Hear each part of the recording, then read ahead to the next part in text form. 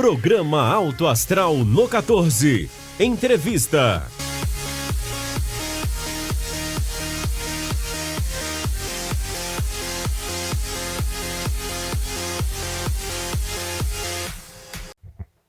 Mais um Alto Astral no 14. É com muito prazer que nós estamos aqui com você, assinante do canal 14 da NET, você que nos acompanha nas redes sociais. É muito prazeroso estarmos aqui todas as semanas fazendo um programa voltado para você. Sem você, não teria razão o estudo que a gente faz aqui no nosso canal 14 da NET. E hoje, dando prosseguimento aí aos nossos programas, mais de 150 edições, mais de 3 anos no ar, não é de graça. Não é de graça porque a gente sempre procura trazer bons entrevistados para você, bons assuntos, boas informações. E todos os anos a gente já fala de Outubro Rosa já há algum tempo. Há mais de década que a gente faz cobertura de Outubro Rosa no mês de outubro. Já veio médico, enfermeiro, psicólogo, aí uma série de gente falar de Outubro Rosa, profissionais da Secretaria Municipal de Saúde. E hoje a nossa escolha para mais um Outubro Rosa, já que nós estamos no mês de outubro, hein, gente? Outubro iniciou já. Hoje é a Mayra Lopes. Acho que eu pronunciei o nome certo, senão ela vai me corrigir aqui, viu? A profissional de recursos humanos, mas daqui um pouquinho você vai entender por que ela está aqui conosco. Mas agora é a hora de dar as boas-vindas à Mayra. Tudo bem, Mayra? Tudo bem, Josival. Só corrigindo, é Maíra. A Maíra! Puxa vida. Tá tranquilo, imagina. Não vou errar mais. E também não quero que seja editado, não, viu, Maíra? Sem problema, tranquilo. Boa tarde, muito obrigada pela oportunidade. Escuta, nós te convidamos aqui porque você já passou por alguns momentos na sua vida que muitas outras mulheres já passaram também. Ninguém quer passar, mas a vida é assim. E eu queria iniciar o nosso bate-papo perguntando para você, porque quando a gente fala de Outubro Rosa, é de prevenção, é sempre essa alerta na questão da prevenção. Como é que você descobriu o câncer de mama? Então, eu descobri através do autoexame. Por vários meses eu me tocava, todas as mulheres que estão nos ouvindo, homens repassem para suas respectivas mulheres, sejam mães, irmãs, tias, quem for. Todos os meses eu me tocava e um devido mês, no início de 2016, eu senti um pequeno caroço na mama direita, mas eu não dei importância. Esse é outro ponto que a gente abre aspas, dê importância para qualquer ser estranho no seu corpo. E não dei a devida importância, prorroguei isso por alguns meses e todos os meses eu sentia, principalmente no período menstrual, eu sentia esse desconforto. Teve um mês que eu comentei com a minha mãe, falei, eu sinto algo na minha mama direita, e ela disse, não, você não tem nada, você não tem idade para isso, nós não temos histórico familiar, e isso é hormônio. Eu falei, é mesmo. Mas no mês seguinte eu voltei a senti com dores, com leves dores, né? Muitas pessoas que já descobriram questionam que não tiveram dores. Esse é um dos motivos, às vezes, que a pessoa não descobre o nódulo. E eu resolvi, então, procurar a ajuda de um profissional.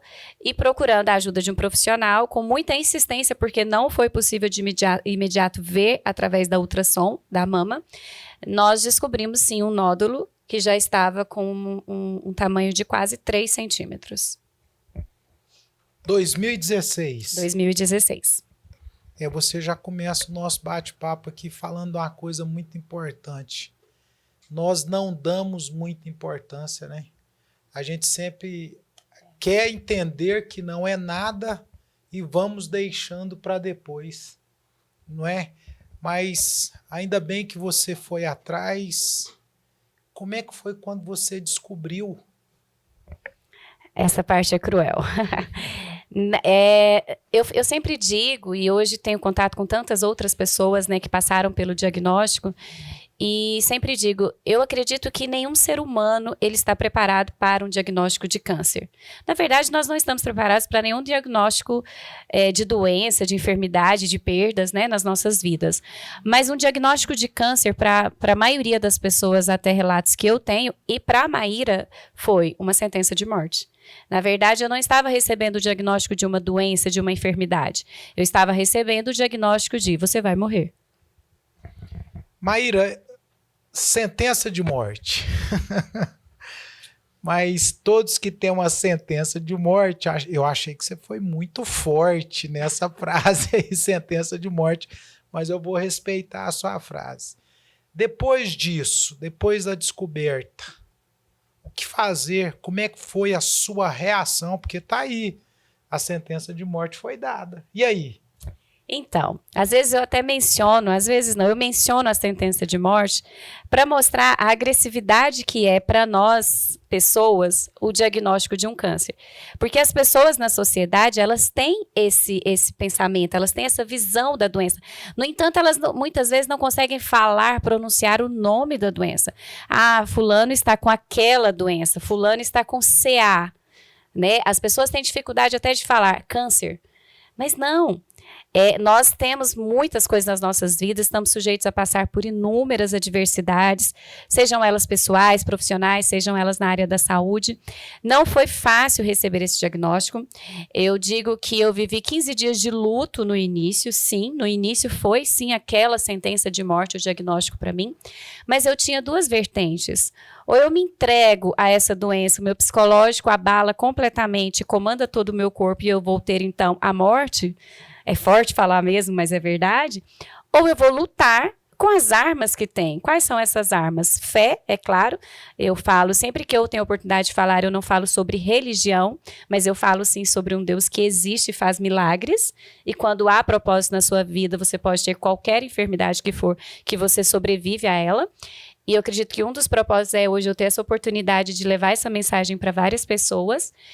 E a batalha procurando ajuda profissional, que é, então, procurar o profissional ideal, né, fazer uma centena de exames, porque aí você vai saber se você tem só naquele local ou demais locais, porque o risco é muito grande de uma metástase, até porque a importância do Outubro Rosa é a prevenção, né? O Outubro Rosa a gente não quer falar só sobre quem tem ou já teve, mas quem pode prevenir, quem pode se cuidar, você mulher que pode se tocar, até porque se você descobre num estágio inicial, a sua probabilidade de um tratamento mais ameno e a sua probabilidade de cura é muito maior.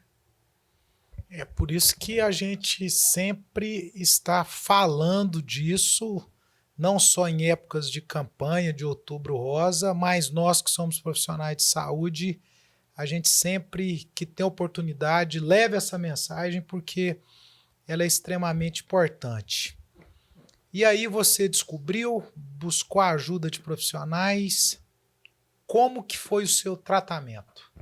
Sim, eu passei, o protocolo foi primeiro eu passei por procurei os profissionais, é claro, fiz a série de exames necessárias, graças a Deus eu estava apenas mama e já estava iniciando uma metástase na axila, né, sentinela, então já entramos com o procedimento cirúrgico primeiro para depois iniciarmos os demais protocolos.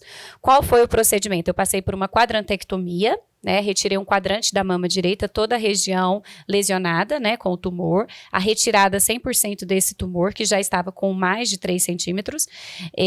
Em 21 dias, todo esse processo até acontecer, ele já tinha crescido quase 1 centímetro.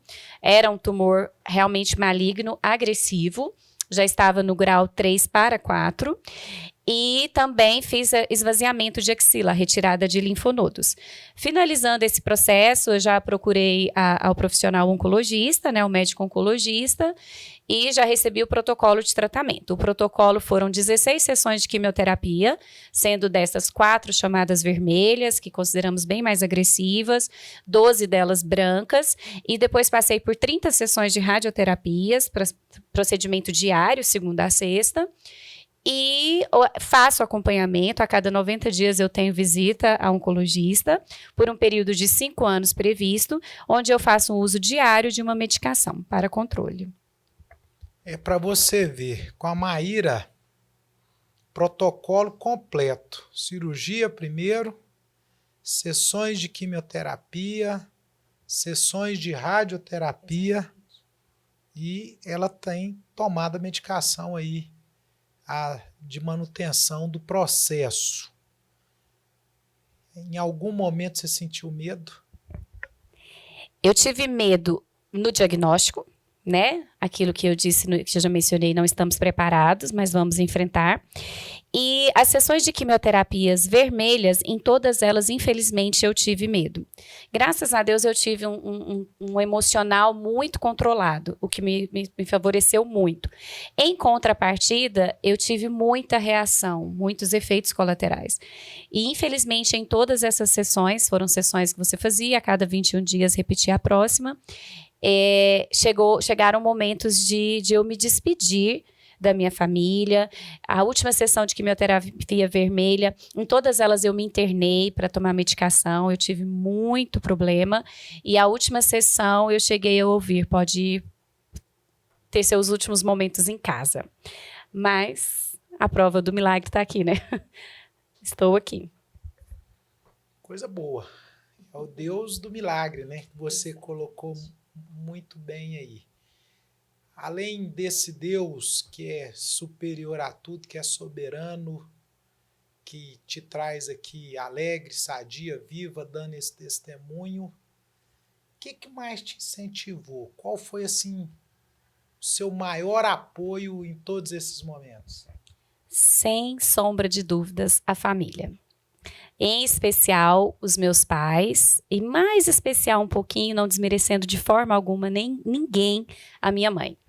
Porque não mede esforços para cuidar, para amparar, para ajudar. Então, foram quase 365 dias em um quarto.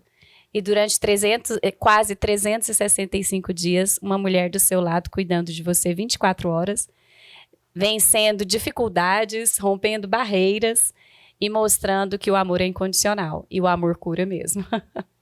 Eu acho que se alguém tinha alguma dúvida em relação à mãe, tá aqui, ó, mais um testemunho do que é ser mãe, o que é uma mãe. Na alegria, muito mais na tristeza, mas ainda bem que elas estão aí nos ajudando, cuidando da gente, nos apoiando, nos incentivando. Isso aí é extremamente importante. Você tem mais irmãos? Como que é? Sim, somos só 2, né? Eu tenho um irmão mais velho, já tenho sobrinhas. Tenho uma família muito abençoada, graças a Deus. Fala para nós aqui, pro assinante do canal 14 da NET, você antes e você depois desse diagnóstico, desse tratamento, o que mudou? Eu sempre fui uma pessoa muito feliz, sempre fui uma pessoa sorridente, uma pessoa muito expressiva, uma pessoa muito comunicativa. Sempre gostei e gosto de olhar para o próximo, de ajudar o próximo, mas eu me encontrava em muitos momentos da minha vida reclamando. Isso não tá bom, eu quero isso, eu quero mais. Exemplo de reclamação, fica a dica para as mulheres. A gente parece nunca estar satisfeita com o cabelo, com a unha, um detalhe aqui, outro ali.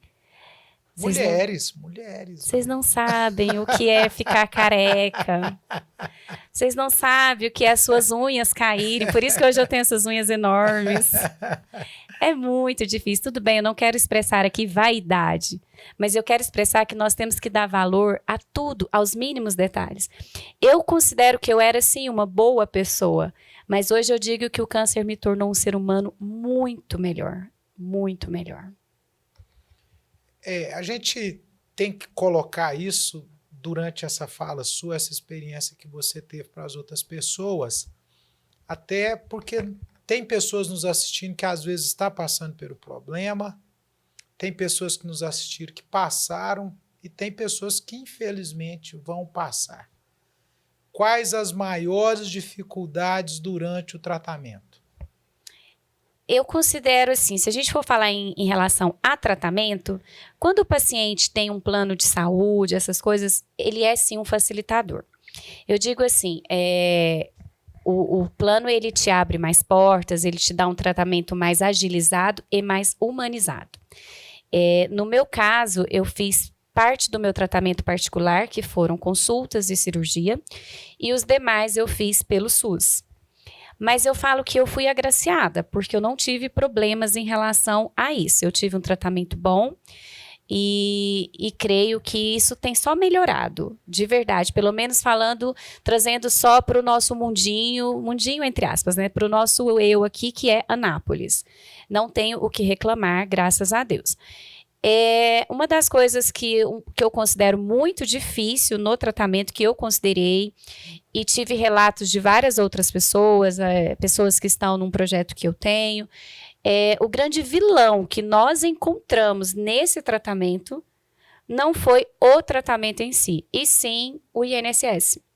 Porque, infelizmente, é um tratamento que te obriga a ausentar das suas atividades laborais. Você, literalmente, você até quer, mas não consegue.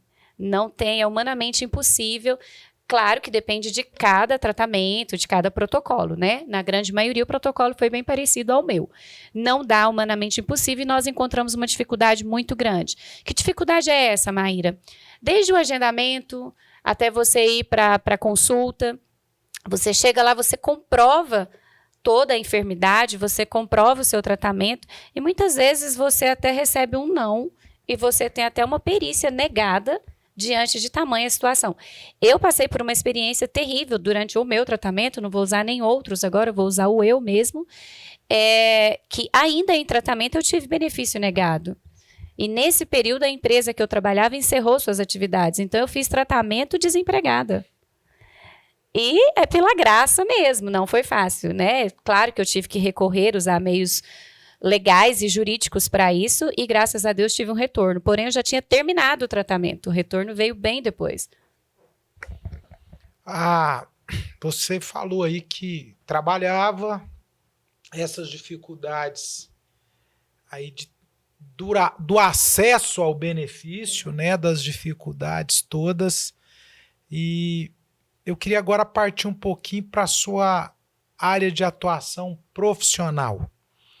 Mas antes de falar um pouquinho disso, Maíra, eu queria que você, como ex-paciente oncológica, paciente em manutenção, em acompanhamento, eu queria que você falasse um pouquinho da importância do Outubro Rosa, dessas campanhas, que você falasse um pouquinho da importância da prevenção, do diagnóstico, não é? Porque as campanhas vêm para trazer essa alerta.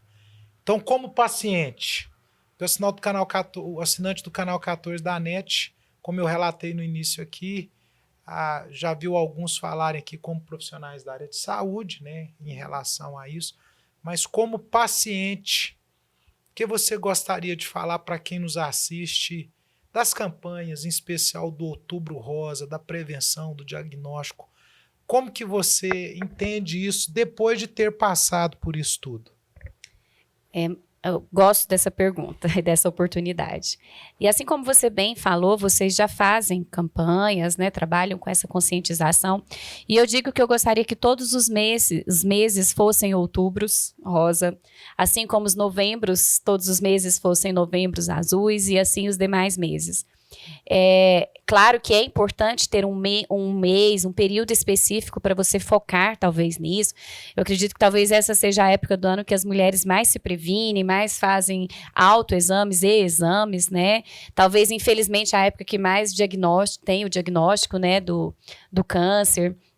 Mas eu acredito que é muito importante, sim, é de extrema relevância, sim, nós nos conscientizarmos, nós falarmos sobre o Outubro Rosa, nós batermos sempre nessa tecla, nós procurarmos sempre um profissional, nós nos tocarmos, nos conhecermos, entendermos se estamos num processo normal ou não do nosso organismo.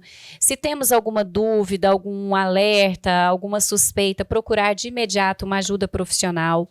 Hoje tem acessibilidade de profissionais em toda a nossa região, e se esse programa estende até para outros locais, em todos os locais tem essa acessibilidade. E é o que eu sempre digo, uma frase tão simples, mas um toque pode sim salvar a sua vida.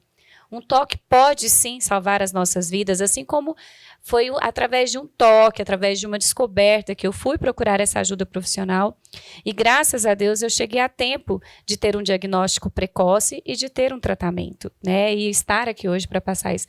Então se toca, se ame, se cuida, olha para você, não é egoísmo, é cuidado.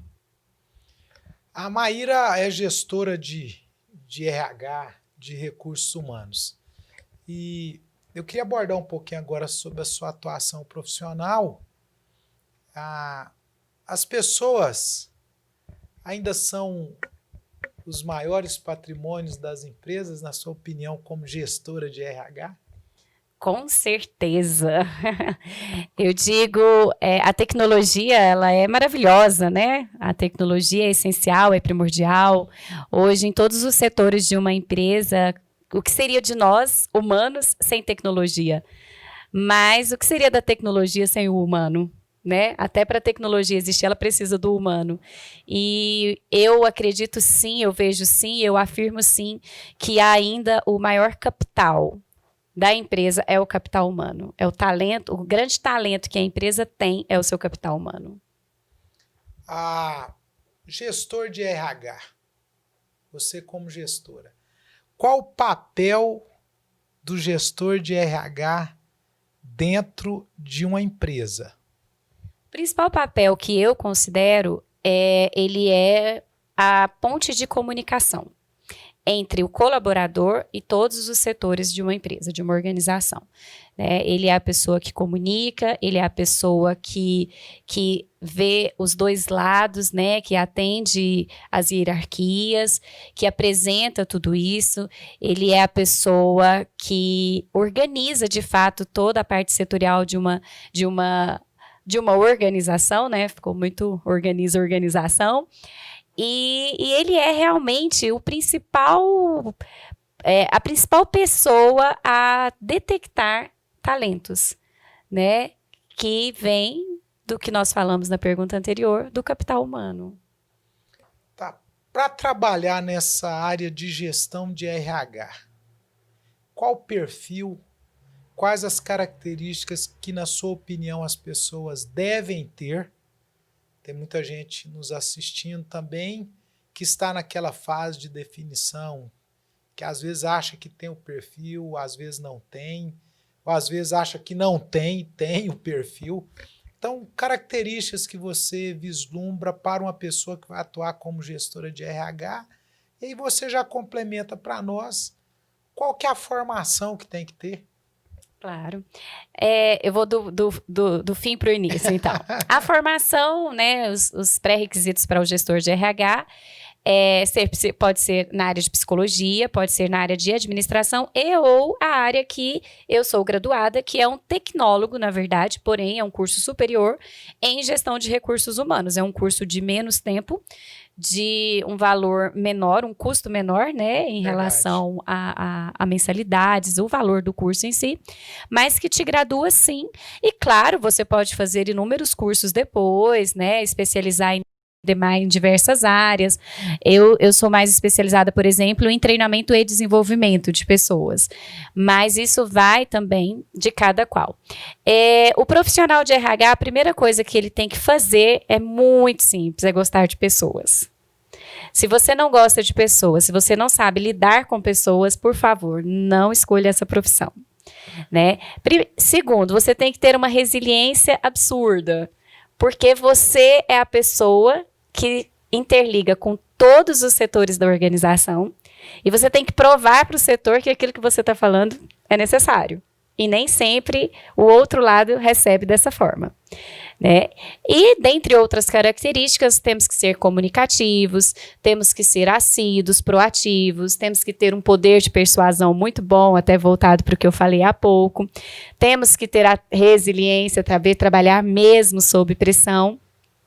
E temos que amar realmente o que fazemos. Eu falo que o gestor de recursos humanos, ele literalmente tem que amar o que faz. Claro que em todas as profissões, você se identifica muito naquilo que você faz. Mas como você até colocou, uma pessoa que talvez está ainda em definição de que carreira, que rumo vou seguir, se você gosta de pessoas, não tem nada melhor do que gerir pessoas. Gerir pessoas não é fácil, não. Eu tenho já dentro da minha experiência profissional, já muitos contatos com gestores de RH, mulheres, homens, psicólogos ou não, não é? Então, assim, durante essa caminhada minha, a gente já teve experiência de trocar muitas ideias com gestor de recursos humanos. Eu sou da época do departamento de pessoal, viu, Maíra? Eu fui chefe de departamento de pessoal. Naquela época, nós não tínhamos ainda a figura do gestor de RH, não. Então, eu acompanhei toda essa evolução aí. Estou fazendo essa brincadeira aqui só para fazer uma abordagem da seguinte forma. Uma das questões que eu vejo mais desafiante chama recrutamento. Recrutamento e seleção de pessoal. E eu queria perguntar para você, como profissional que atua, que vai continuar atuando na área, porque a gente vê que você gosta disso. Existe o recrutamento eficaz? Eu estou te perguntando isso porque a gente já viu de tudo. Recrutamento com teste, sem teste, com muita entrevista, sem entrevista, uma série de formatações. E mesmo assim, muitos acertos, mas também erros, né? E pessoas, né? Só Deus para entender tudo da cabeça das pessoas. Existe recrutamento eficaz? Joseval, existe. 100% eficaz, não. Então, a minha resposta, existe eficaz? Sim. Aí você fala, 100% eficaz? Não. Em tudo que nós formos fazer, na verdade, a probabilidade de tudo ser 100%, ela é mínima, né? Nós podemos chegar a um índice bem elevado, porém 100% não. Eu abordo da seguinte forma, para você fazer um bom recrutamento, para você ter uma menor margem de erro possível, até porque uma margem de erro, ela traz muitos problemas, gargalos para a empresa, ela traz um índice mais alto de rotatividade, né, o que ocasiona problemas, despesas, perda de tempo, porque se você às vezes seleciona um profissional, ele vai iniciar, você teve todo um processo para iniciar aquele profissional, e quando ele de fato vai apertar o play, vai startar e iniciar, não é aquilo que estava acordado, e aí voltamos para a estaca zero, mas entre aspas perdemos tempo dele e nosso, né, profissional, empresa falando. O ideal realmente para nós chegarmos ao maior índice de assertividade em relação ao recrutamento, primeiro quando nós vamos definir uma vaga, nós temos que ter clareza nessa vaga, né? A melhor forma isso para os setores que são gestores, né, que vão solicitar ao Recursos Humanos a abertura e o processo seletivo para vaga tal ou vagas, quando nós temos o maior número de informações, de clareza do que nós precisamos, como é o profissional que nós precisamos, quais são os requisitos, o que ele tem para nos oferecer, para agregar à organização, isso já é um facilitador. Quais são os meios de comunicação que nós usamos para a divulgação dessas vagas, já é um facilitador. O período que nós dedicamos para esse processo seletivo, claro que nós temos inúmeras profissões, inúmeras vagas, né, desde um chão de fábrica a uma vaga superior, a um nível de gestão maior, não desmerecendo nenhuma hipótese alguma, todas são de extrema importância, é um quebra-cabeça, se uma peça falta, nós não concluímos o processo, mas o que mais necessita é isso. E também, em contrapartida, a gente sempre pede para que o profissional, o que é uma grande dificuldade, ele seja o mais verdadeiro possível com o seu currículo. Porque muitas vezes o currículo vem para nós como um roteiro de novela. E não é um roteiro de novela, né? São dados de vida real. E essa pessoa, ela está falando que ela é e faz aquilo, e de repente, quando ela vai colocar na prática depois de todo o processo, claro que às vezes no período da seleção, ela vai passar por testes, por treinamento, mas talvez quando nós formos entregar para ela a prática mesmo, ela não vai corresponder e entregar conforme ela disse que faria. Então, é uma vertente, né? É um trabalho de mão dupla, sim, mas se nós já seguirmos mais ou menos esse caminho, se tivermos esse ciclo o mais fechadinho possível, a nossa margem de erro, com certeza, ela reduz bastante. Minimiza-se muito Bastante. erros de avaliação. Até porque a gente tem que entender que, ao recrutar, você recruta para várias situações, desde o chão de fábrica ao técnico de enfermagem que vai lidar mais com a prestação de serviço. Na indústria é produção e às vezes produção em série, né? Então são perfis e perfis. É claro que os profissionais de recursos humanos avaliam da melhor forma dentro de cada vaga que é oferecida, dentro do perfil de cada vaga. Exato. Mas realmente não é fácil fazer esse trabalho, não. A gente vê que, por mais que você, como você disse aí, a gente queira que a coisa seja encaixadinha, redondinha, para não é não haver erros, mas para minimizar o máximo de erros, a gente erra. Não tem jeito, porque a gente está mexendo com pessoas, e é o desafio também um pouco do gestor de RH, não é? Eu acho que isso aí é extremamente interessante.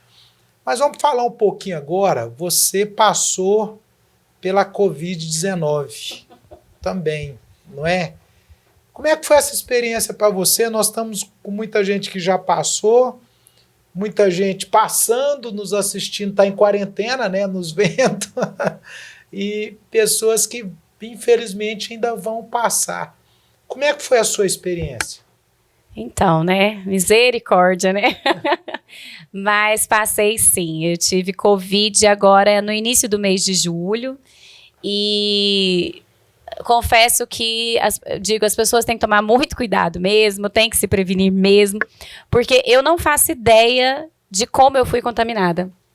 Não sei se eu tive contato com alguém assintomático, porque as pessoas que eu tive contato não sabem se tiveram ou não. Se foi contato com alguma superfície, algo assim, não faço ideia. Eu simplesmente anoiteci bem e amanheci com sintomas, né? Foi um estralar de dedo mesmo. E eu brinco que o meu foi literalmente Covid-19, porque eu tenho uma lista, eu tive 19 sintomas.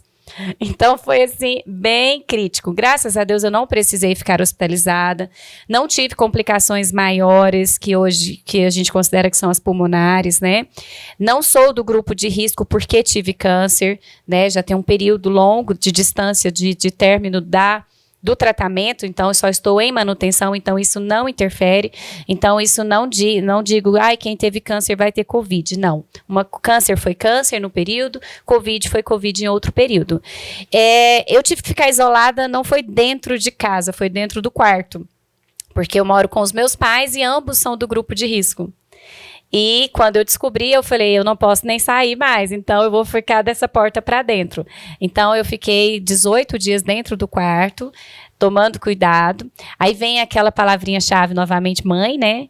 Porque as pessoas, nossa, saiam daí, porque é perigoso. Minha mãe, não, se eu tiver que pegar, eu vou pegar, mas eu não vou deixá-la, vou cuidar dela. Então, novamente, a minha super mãe ali, meu pai também ficou.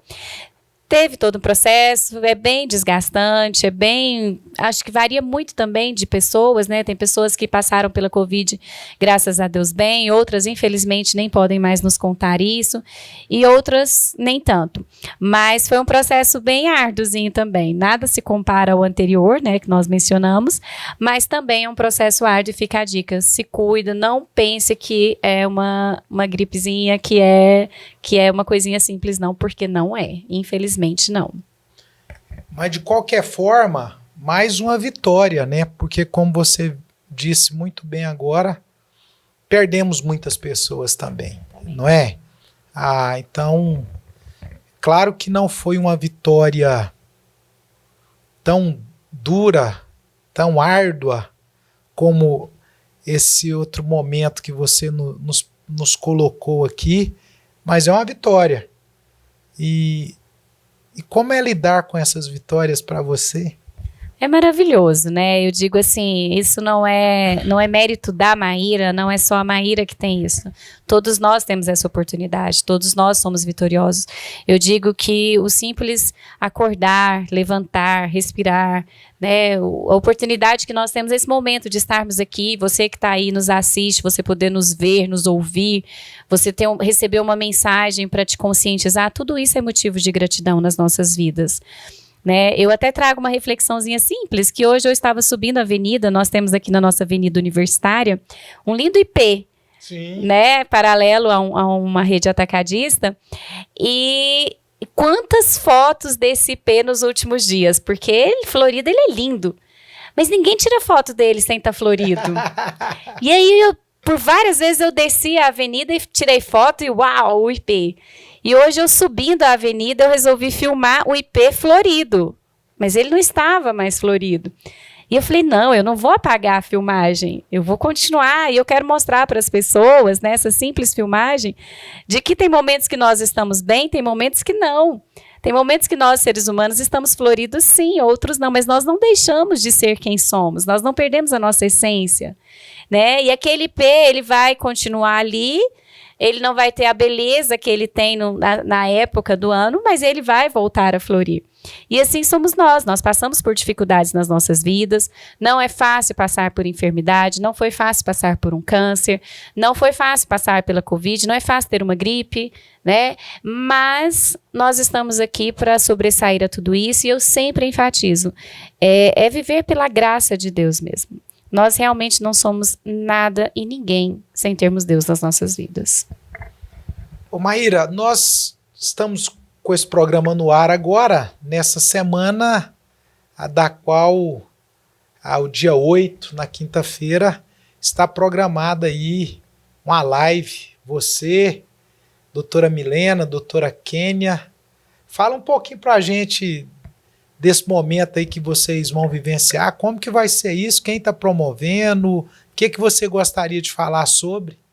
Claro, fica até o convite para todos, né? Esse ano o Outubro Rosa vai ser um pouco diferente, né? Vai ser no momento live, né? Diferente dos demais, que eu já tive a oportunidade de participar.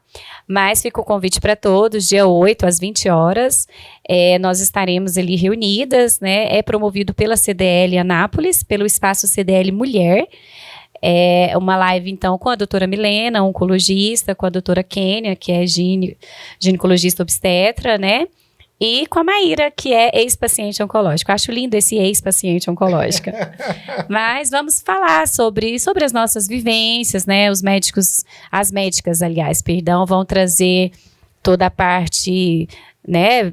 De teoria e prática na área profissional, e eu vou ter oportunidade de uma participação especial para trazer também, para abordar mais ou menos o que nós estamos falando aqui, da vivência, do diagnóstico, do protocolo, do que é ter o diagnóstico e do que é ser uma ex-paciente oncológica. Fica o convite para todos. Eu estou vendo a programação aqui também, que durante a live, nós podemos fazer doações de serviços, de medicamentos, de alimentos, de materiais para curativo, tudo isso para o nosso núcleo Esperança. Gente, vamos participar, hein? Vamos fazer essa live aí bombar, porque a causa é muito justa, eu conheço muito bem esse trabalho do Núcleo Esperança, gostaria de parabenizar a CDL pela iniciativa, o segmento mulher da CDL, o destaque mulher. Então, assim, a gente fica muito feliz de ver essa iniciativa, e o Projeto Alto Astral apoia essa iniciativa também. Vocês vão ver que nós vamos estar lá juntos com o CDL em mais esse momento importante para a nossa comunidade anapolina. Deixa eu te fazer uma pergunta. Durante o seu tratamento, a descoberta, o tratamento, em algum momento você sentiu algum tipo de preconceito?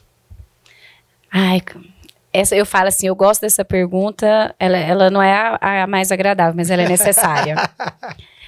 Sim, em ambos, vou até mencionar nos dois, tanto câncer quanto Covid. Infelizmente, há muito preconceito. Mas que preconceito, Maíra? As pessoas, elas ainda precisam de muita informação sobre qualquer tipo de doença, penso eu. Mas falando mais na que eu tenho experiência por ter vivido, por exemplo, quando eu tive câncer, muitas pessoas afastaram de mim porque elas acreditavam que se tocassem em mim, elas teriam câncer. Um simples toque em mim seria transmissível para ter a doença. O preconceito de me visitar, eu vim te ver porque fulano teve e morreu, então eu vim te ver. Eu falei, tá, mas eu não vou morrer. Mas, tipo, aquela sentença de morte tinha outro sentenciando, né? Então, assim, as pessoas, elas têm pânico de câncer, do câncer, na verdade, né?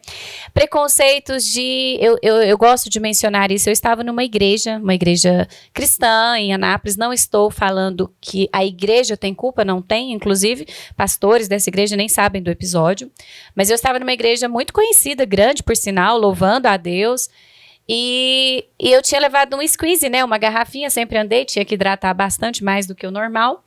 Estava com uma amiga e as duas filhas adolescentes.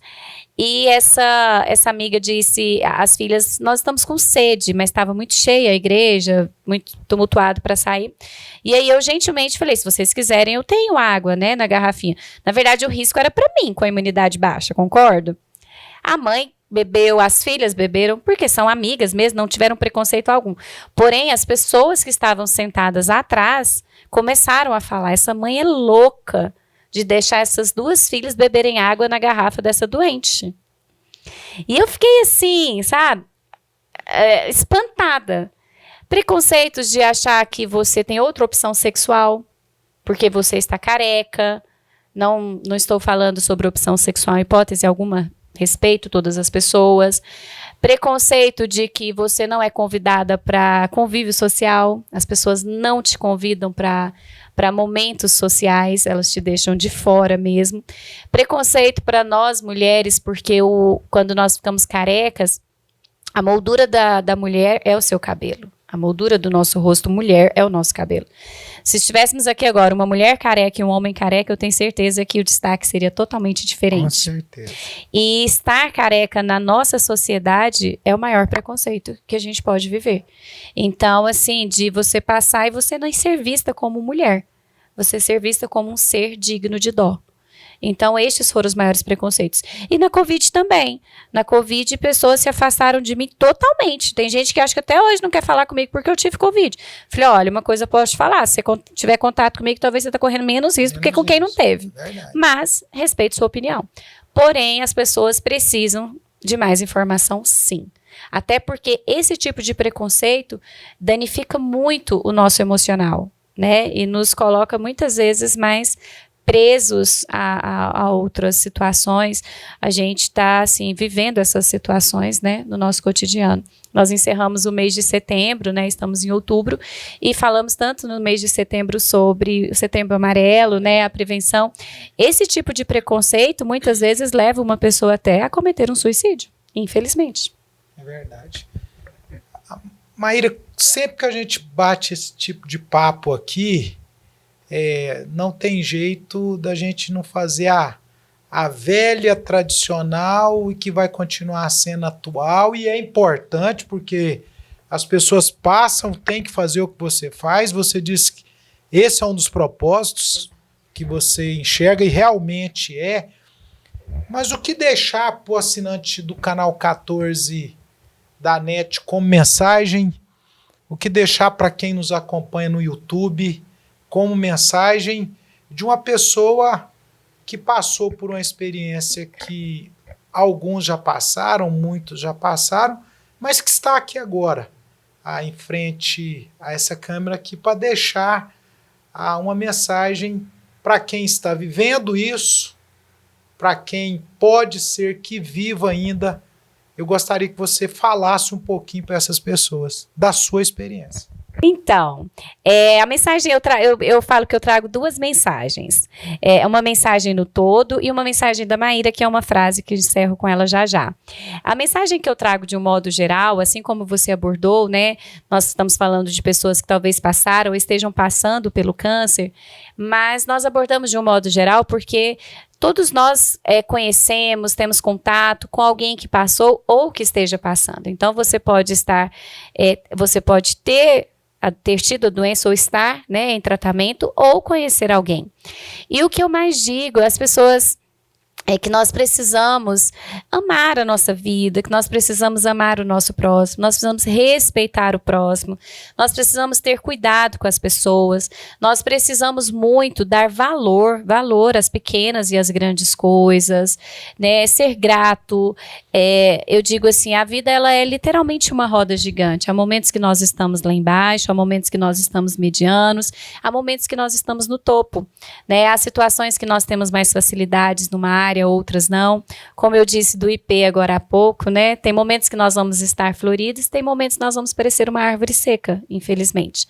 Mas que nada faça com que nós percamos o nosso foco, com que nós deixemos de amar a nós, a Deus e as pessoas.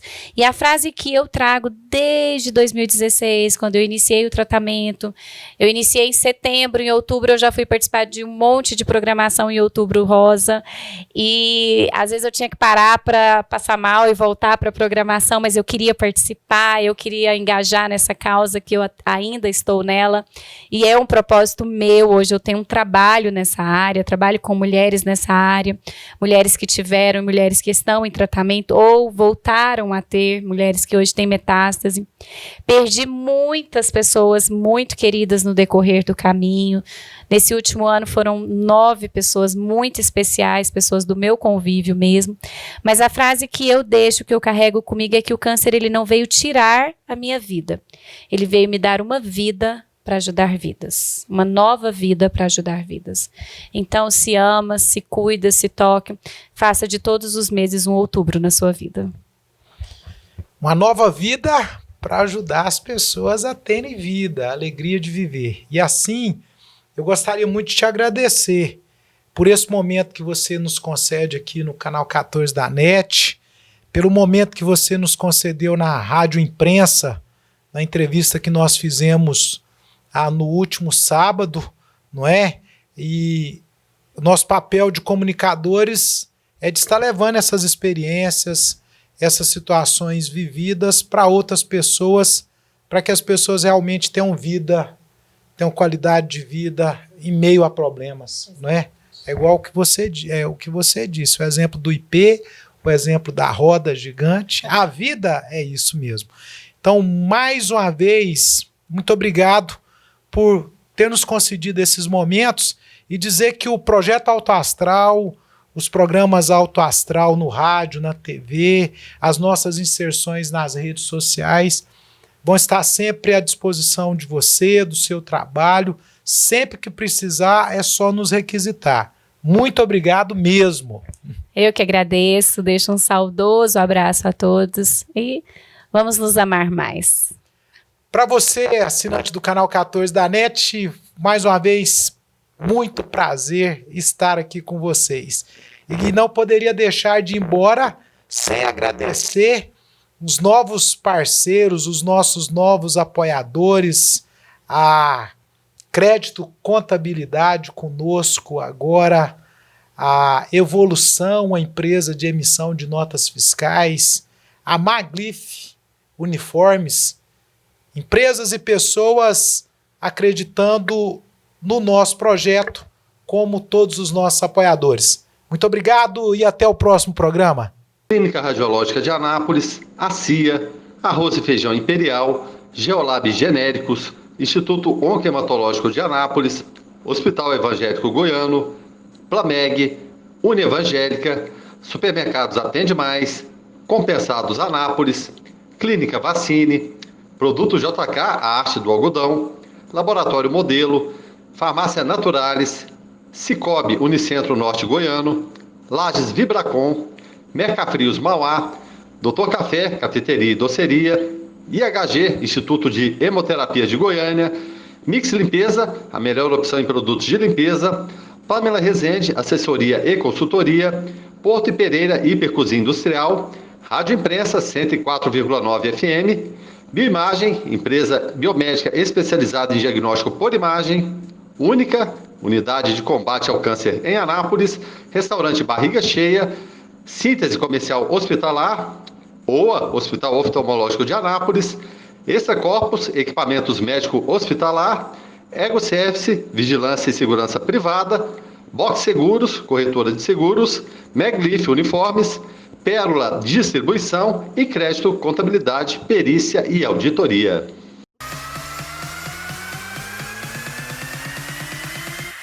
Programa Alto Astral no 14. Entrevista.